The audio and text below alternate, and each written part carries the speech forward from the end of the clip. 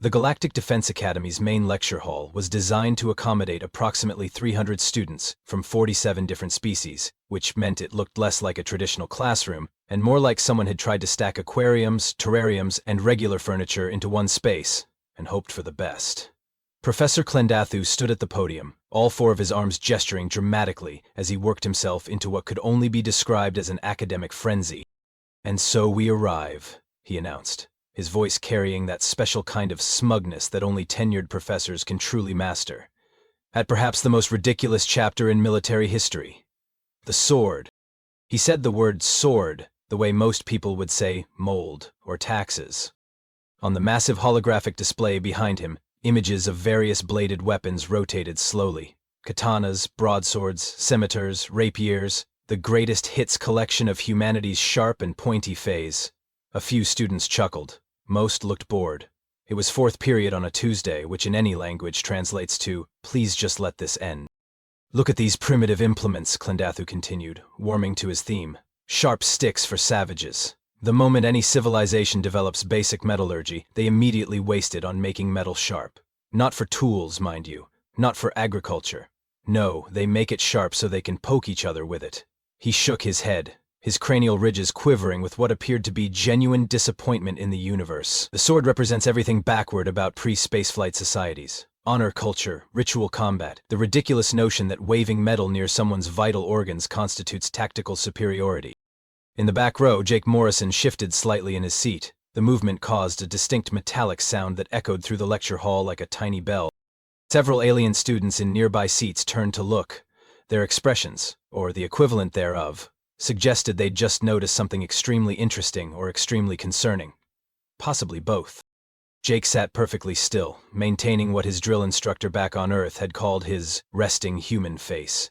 He was 22, broad-shouldered in the way that came from actually using those shoulders for things, and possessed the kind of calm that made people nervous specifically because it was so calm. He was also rather notably wearing 3 swords. Not sword-like objects, not decorative pieces. 3 actual, functional, probably very sharp swords. A katana hung at his left hip, secured in a way that suggested he actually knew how to draw it. A cavalry saber was strapped to his right side, angled for a cross-draw.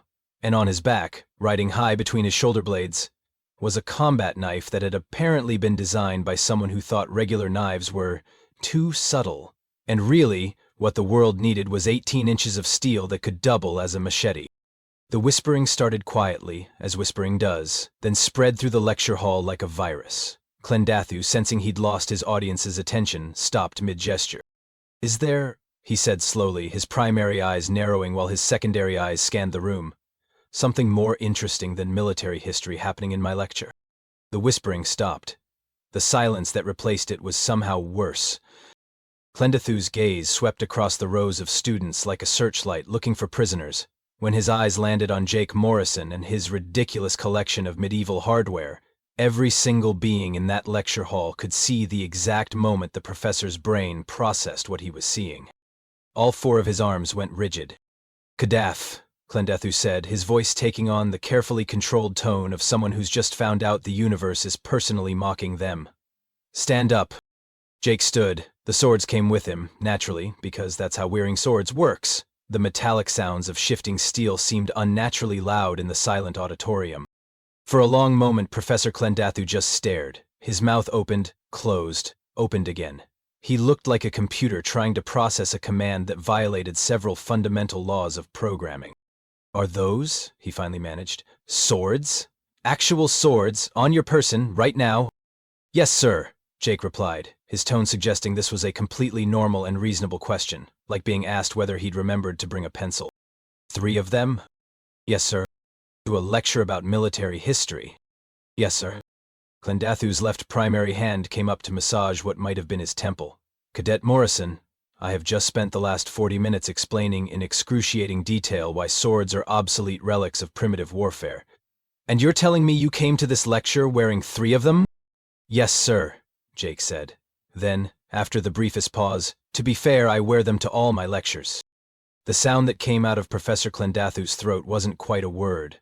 It was more like the noise a tea kettle makes right before it explodes. Somewhere in the front row, a methane-breathing student's translator unit gave up entirely and just started making soft beeping sounds of distress. This was going to be an interesting semester. Professor Clendathu descended from his podium with the deliberate movements of someone who'd just decided that teaching was about to become personal. His boots clicked against the lecture hall floor in a rhythm that suggested either military background or really aggressive footwear choices. The 300 students watched with the kind of rapt attention they never gave to actual course material. "Cadet Morrison," Clendathu said, arriving at Jake's row with all 4 arms now crossed in what was unmistakably the universal gesture for "I'm about to make an example of someone. Perhaps you'd like to share with the class why any rational being in the year 2437 would carry medieval weaponry to a modern military academy."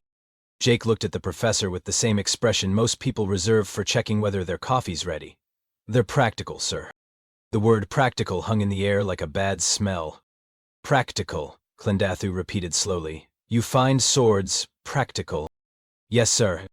"In what possible scenario," the professor continued, his voice rising half an octave, "would a sword be more practical than, say, a plasma pistol, a pulse rifle, a drone strike, a strongly worded letter?"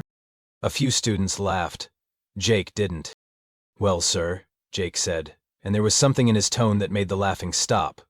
"Plasma pistols need charge packs, pulse rifles jam, drones need signal connectivity, and strongly worded letters need literacy." He patted the katana at his hip with an almost affectionate gesture. "But steel? Steel just needs someone who knows how to use it." Clendathu's cranial ridges had started twitching, which, according to the Academy's Xenobiology Handbook, meant either deep thought or an impending aneurysm. "That is the most aggressively primitive argument I've heard in 30 years of teaching." "Thank you, sir." That wasn't a compliment." "Understood, sir." From his seat 3 rows down, clicked Drake's roommate and a Vespan from the chitinous insectoid species that basically looked like a praying mantis had been to college, made a sound that his translator rendered as nervous clicking but was probably closer to "oh no, here we go."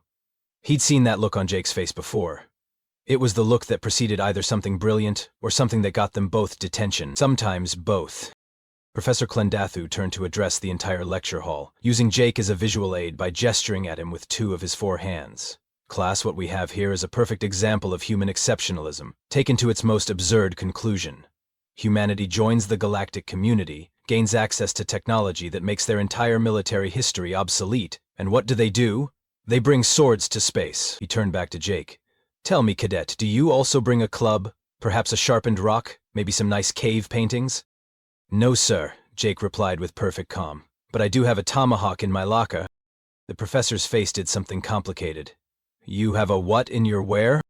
"A tomahawk, sir. It's like a small axe. Native American design, very balanced, excellent for—" "I know what a tomahawk is." Clendathu's voice had reached the volume usually reserved for declaring war or ordering last call at bars. "The question is, why do you have one in a military academy in the 25th century?" "Same reason I carry these, sir. They work. Point directly at anyone, not preventing the total wipeout of humanity. See, I understand. Still as it belong in museums, not on cadets." The professor was gesturing so emphatically with all 4 arms that he looked like he was trying to direct traffic in 4 directions simultaneously. "No modern tactical scenario requires a sword. None. Zero. I could program a training simulation right now. That would prove it." Jake tilted his head slightly. "Could you, sir?" There was a very dangerous pause. The kind of pause that comes right before someone says something they'll regret but are too committed to the bit to back down from. "Yes," Clendathu said, his voice dropping to something quiet and lethal. "I absolutely could. I'd be interested in seeing that, sir." "Would you now?" "Yes, sir. Very interested." They stared at each other. The entire lecture hall had gone so quiet that you could hear the environmental systems humming. Somewhere near the back, someone's tablet beeped and 3 people nearly jumped out of their seats. "Are you," Clendathu said very carefully, "challenging my professional assessment of military history?" "No, sir," Jake replied. "I'm just saying I'd like to see a demonstration of how obsolete swords are. Practical demonstration. Empirical evidence, you know. Science." The word science was like gasoline on a fire. "Fine," Clendathu snapped. "Tomorrow, Training Arena 3. I'll program a combat scenario using modern weapons and tactics. You'll have your precious swords. We'll see exactly how practical they are when you're eliminated in approximately 30 seconds. Sounds good, sir. What time? 1400 hours. I'll be there, sir. With your swords? Wouldn't dream of coming without them, sir. Professor Clendathu looked like he wanted to say something else, something probably involving several words that weren't in the Academy's approved vocabulary list. But at that exact moment, the lecture hall's side door opened and Dean Torvin shuffled in. Dean Torvin was a Chelonian, which meant he looked like a sea turtle had been scaled up to human size and given a very expensive suit. He was also approximately 300 years old, which in academic terms meant he'd seen every possible variety of student nonsense, and was therefore unimpressed by all of it. He had been standing in the doorway for the last 2 minutes, apparently just watching the situation unfold with the expression of someone observing an interesting, but ultimately predictable chemical reaction. "Gentlemen," Torvin said, his voice carrying that particular gravelly quality that comes from centuries of being disappointed in younger beings. "Am I to understand there's going to be a demonstration?" Clendathu and Jake both turned to look at the dean. They spoke simultaneously. "Yes, sir." Torvin's ancient eyes moved from the professor to the cadet and back again. A smile that might have been amusement or might have been indigestion crossed his weathered face. "Excellent.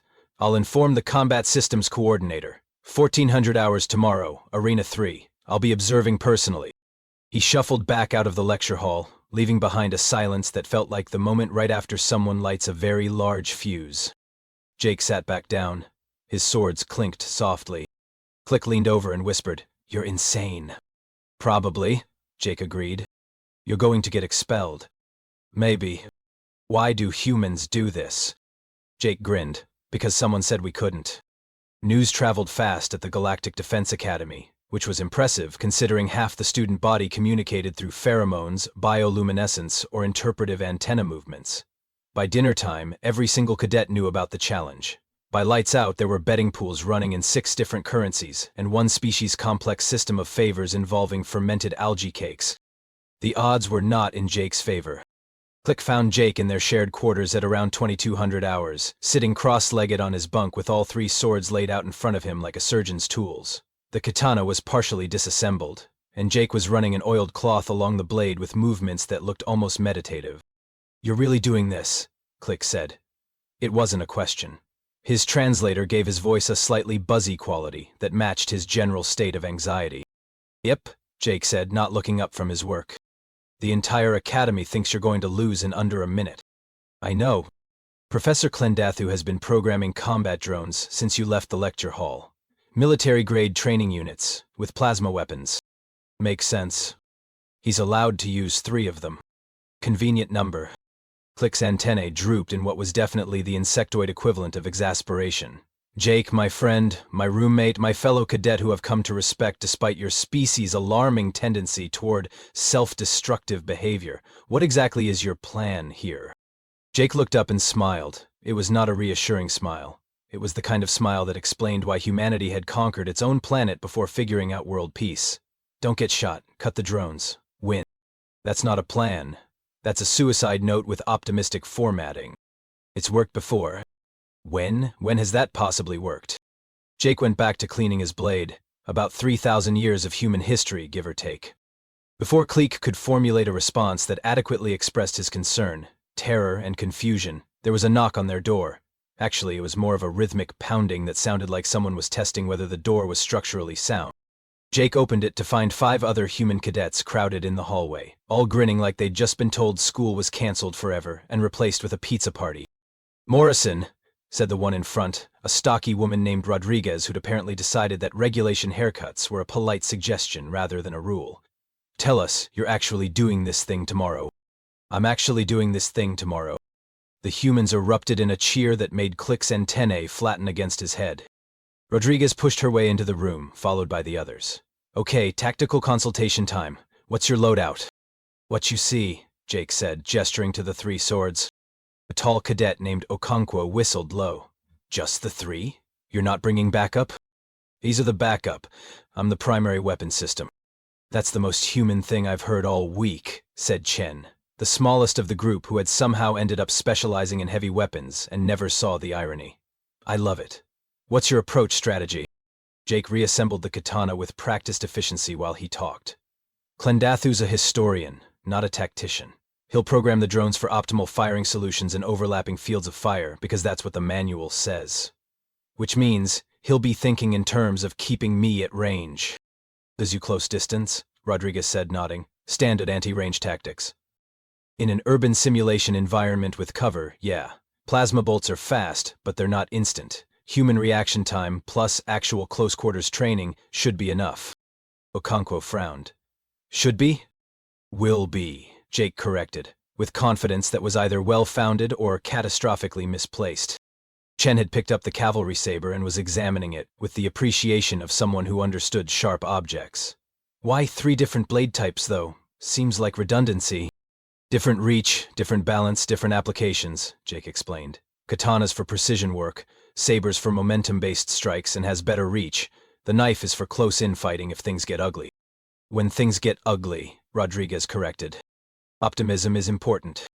From his corner of the room, Click watched this exchange with growing horror. You're all insane. This is a species-wide mental condition, isn't it?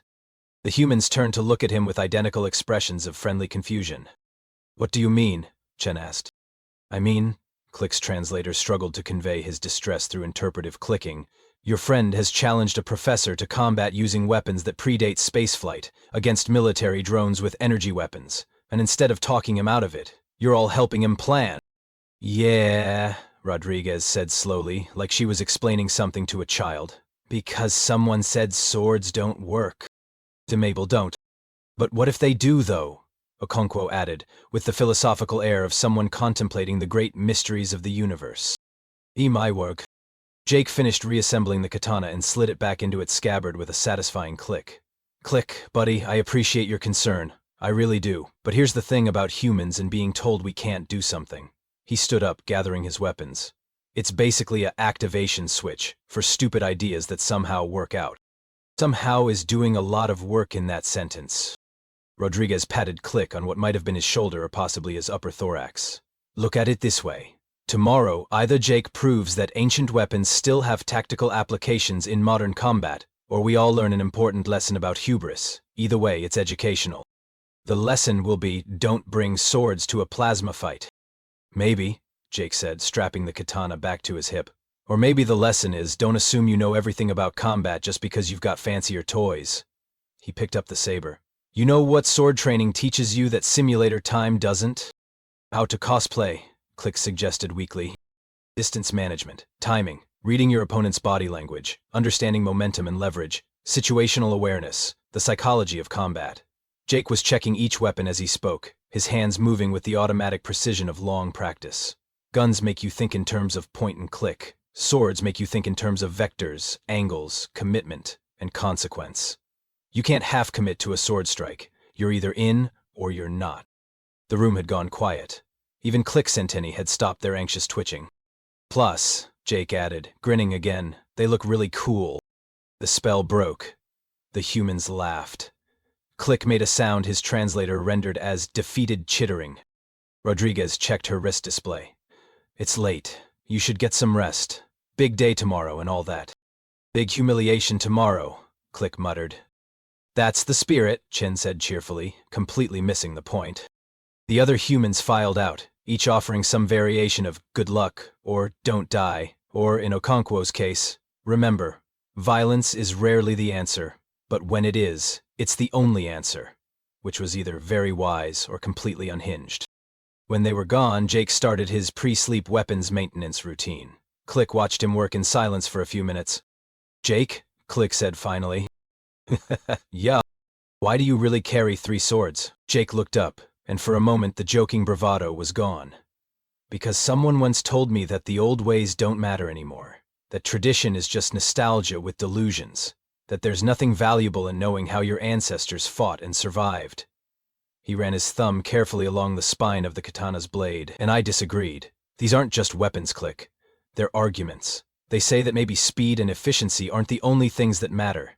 Maybe there's value in mastery, in discipline, in understanding that sometimes the long way around is actually the better path. That's surprisingly deep. I contain multitudes. Also, you said it looks cool. I did too. Both things can be true. Click settled into his own bunk, which was specifically designed for his species, and looked like a vertical sleeping bag made of memory foam. For the record, I still think you're going to lose. That's fair. Better in himself, but I hope you don't. Jake smiled. Thanks, buddy. I've already bet my entire semester's algae cake allotment on you, though, so please don't make me regret it. Wait, you bet on me? Of course I did. You're my roommate. It would be rude not to. Click. That's the most human thing you've ever said. Please don't let that be my epitaph. Training Arena 3 was designed to simulate urban combat environments, which meant it looked like someone had built a small city block, then immediately bombed it for authenticity. Concrete barriers, half-collapsed walls, scattered debris, sight lines that were equal parts tactical opportunity and death trap. It was basically every first-person shooter map ever designed, except with more safety regulations and liability waivers. The observation deck was packed, not just with cadets, but with instructors, support staff, and what appeared to be several members of the Academy's Administrative Council, who'd apparently decided that watching a student get humiliated was more interesting than whatever meetings they were supposed to be attending. Dean Torvin sat front and center, his ancient eyes half-closed in what might have been meditation or might have been a light nap. Jake stood at the arena entrance, wearing his 3 swords and what Click had described as his about-to-do-something historically stupid expression. Professor Clendethu was at the control station, all 4 hands dancing across holographic interfaces as he programmed his combat drones. The drones themselves hovered near the far end of the arena, sleek, matte-decked spheres about the size of basketballs, bristling with sensors and equipped with training-grade plasma weapons. Training-grade meant they'd stun instead of kill, which was considerate. They'd still hurt like getting hit with a taser wrapped in a baseball bat, but at least Jake would live to regret his life choices. Dean Torvin's voice crackled over the arena speakers. Gentlemen, the rules are simple. First to 3 tags wins. Cadet Morrison will use his selected weapons. Professor Clendathu will control 3 standard combat drones armed with stun plasma. The environment is live. Begin when ready. Clendathu looked up from his control station, his expression somewhere between confident and vindictive. Any last words, Cadet? Jake drew his katana in one smooth motion. The blade caught the arena lights and gleamed. Yeah, duck. What? Jake was already moving. The drones opened fire immediately, plasma bolts screaming through the air with that distinctive sound like tearing silk mixed with an angry hornet. Jake wasn't where the bolts were aimed. He'd broken left the instant he said duck, using a concrete barrier for cover before the drones could adjust their tracking. In the observation deck, Rodriguez leaned forward. Here we go.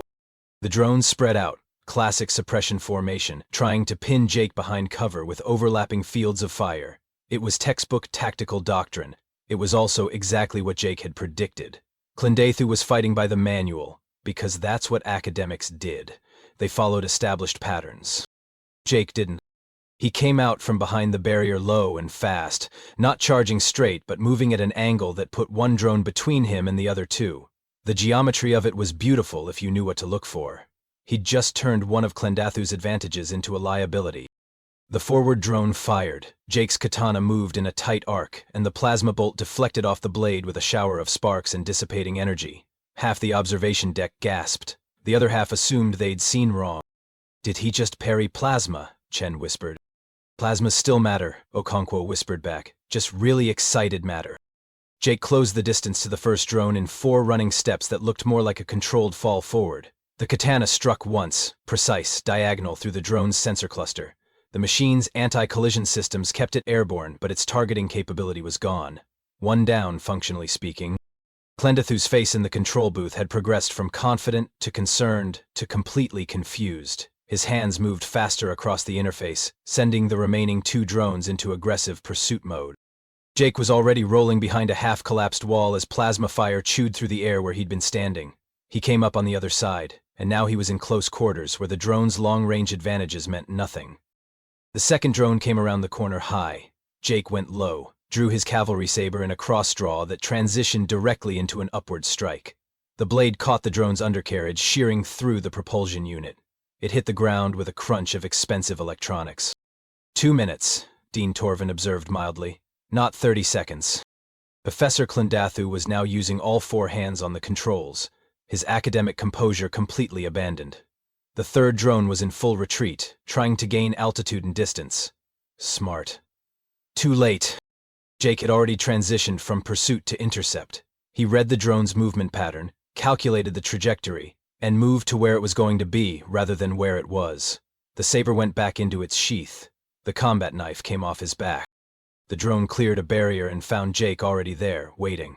He jumped, caught a piece of rebar jutting from the rubble, used it to gain height, and threw the knife in a single fluid motion that suggested he'd done this before. Probably many times, possibly with moving targets. The blade spun twice and embedded itself in the drone's central processor. The machine dropped like a puppet with cut strings. The arena went silent except for the settling sounds of damaged drones and disturbed debris. Jake landed, rolled, came up standing. He walked over to the third drone, retrieved his knife, and turned to face the observation deck. He wasn't even breathing hard. In the control booth, Professor Clendathu stared at his monitors like they'd personally betrayed him. All four of his hands hung motionless over controls that no longer mattered. Dean Torvin leaned forward in his seat, and for the first time in what was probably decades, he looked genuinely interested. Time 2 minutes, 40 seconds. Drones eliminated, 3. Cadet Morrison tagged 0 times. His ancient eyes fixed on the professor. I believe that's what the humans call a shutout. The observation deck erupted. Cheers, shocked chittering, the hissing sound that one species made when surprised, and from the human section, what could only be described as vindicated whooping. Click turned to Rodriguez. Did that actually just happen? That actually just happened, Rodriguez confirmed, grinning so wide it looked painful. But how? They had plasma weapons, sensors, tactical programming. Okonkwo shrugged. Turns out it's hard to shoot someone who knows how to not be where you're shooting. And even harder when they know how to make you shoot where they want you to shoot. Down in the arena, Jake had sheathed all 3 swords and was walking calmly back to the entrance. He looked up at the observation deck, found Professor Clendathu in the control booth, and offered a small, respectful nod. It was the nod that did it. Not mocking, not gloating.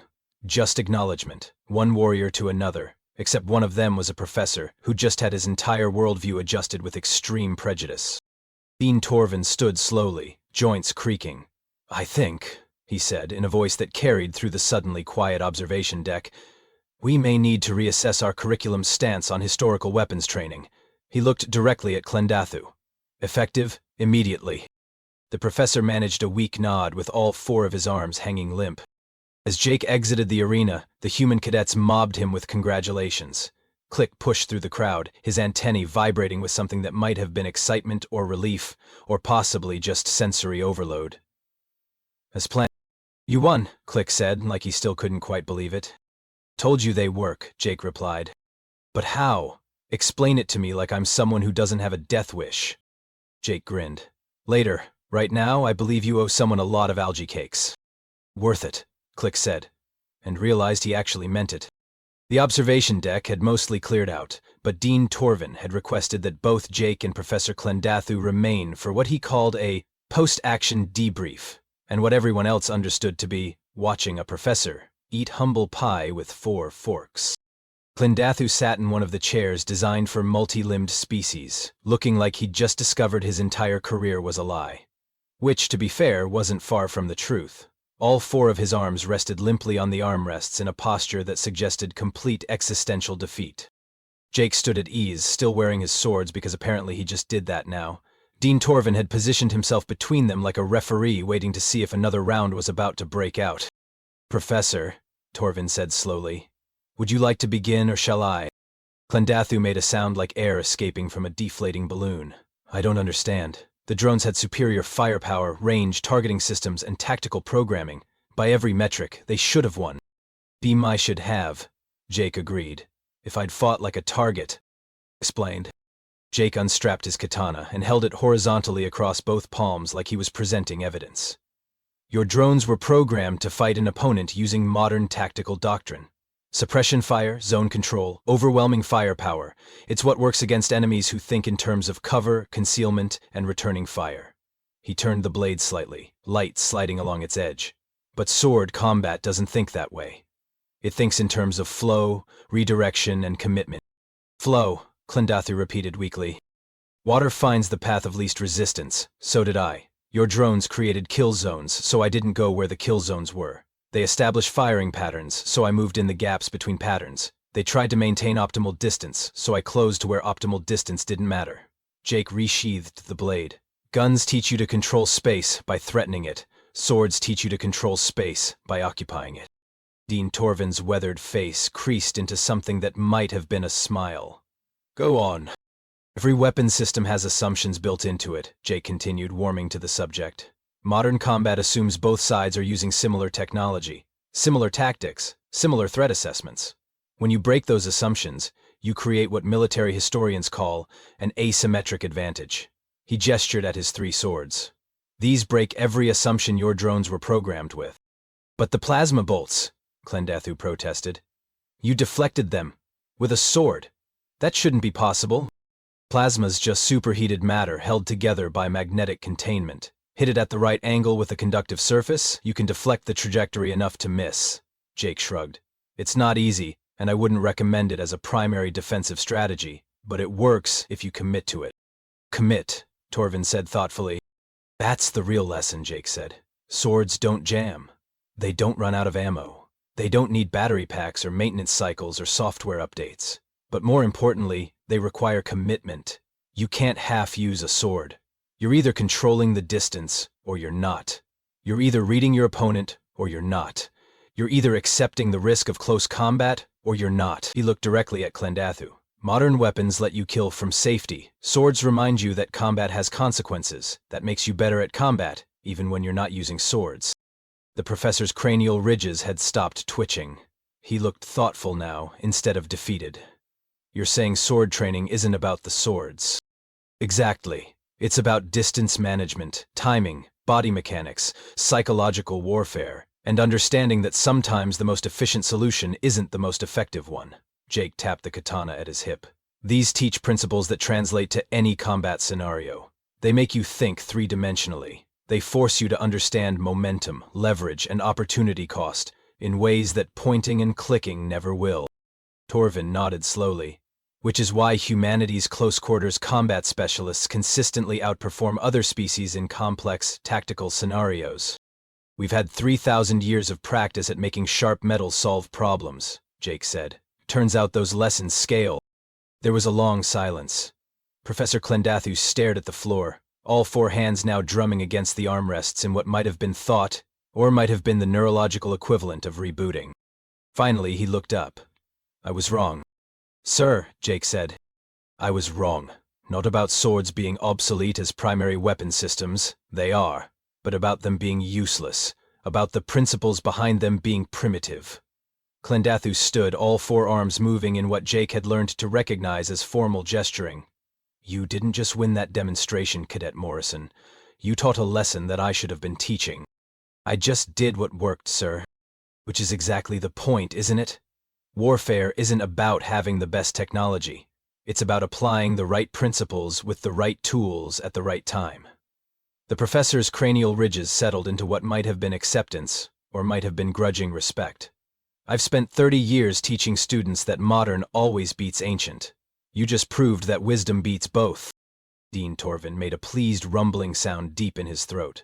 Well then, I believe this calls for a curriculum adjustment. Professor, how would you feel about developing a new course? Historical weapons and contemporary tactical applications. Clendathu's eyes widened. You want me to teach sword fighting? I want you to teach why sword fighting matters, Torvin corrected. The principles, the philosophy, the practical applications of ancient combat methodology to modern scenarios. He glanced at Jake. With Cadet Morrison as your teaching assistant, naturally.